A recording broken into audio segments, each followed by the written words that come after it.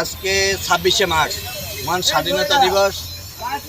এই দিনেই আমাদের প্রিয় নেতা বিএনপির প্রতিষ্ঠাতা শহীদ রাষ্ট্রপতি জিয়াউর রহমান স্বাধীনতার ঘোষণা দিয়েছিলেন এবং 1971 সালে ওনার ঘোষণার মধ্য দিয়ে অনেকেই শহীদ হয়েছেন, এই দেশ স্বাধীনতা অর্জন করেছিল।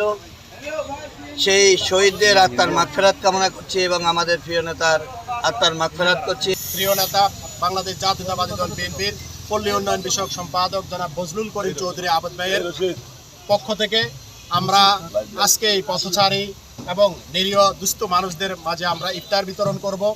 আমাদের বিএনপির রাজনীতি হলো এদেশের গরিব দুঃখী মেহনতি মানুষের কাছে সকল কিছু পৌঁছে দেওয়া।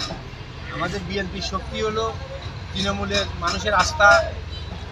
তারই ধারাবাহিকতায় 5ই আগস্ট পট পরিবর্তনের পরে আমাদের দলের ভারপ্রাপ্ত চেয়ারম্যান দেশনায়ক তারেক রহমান 31 দফার কর্মসূচি দিয়েছেন।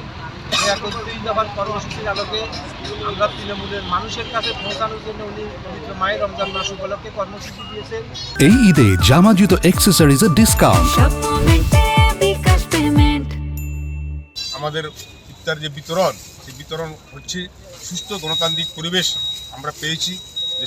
সেই গণতান্ত্রিক পরিবেশ পাওয়ার জন্য আমরা আপনারা দেখেছেন গত বছর জুলাই আগস্ট আন্দোলনের মাধ্যমে রক্তের বিনিময় যে আমরা যে 71 সালে স্বাধীনতা পেয়েছি, সেই স্বাধীনতা ব্রিটিশ সরকারের পরিবর্তন করে আবার নতুন করে আমরা স্বাধীনতা পেয়েছি।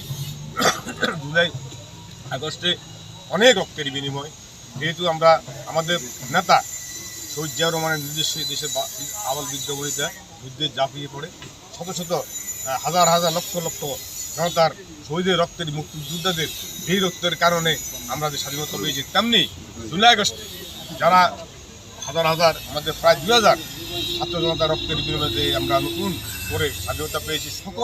সকল শহীদদের প্রতি আমি আজকে আত্মার মাগফিরাত করছি।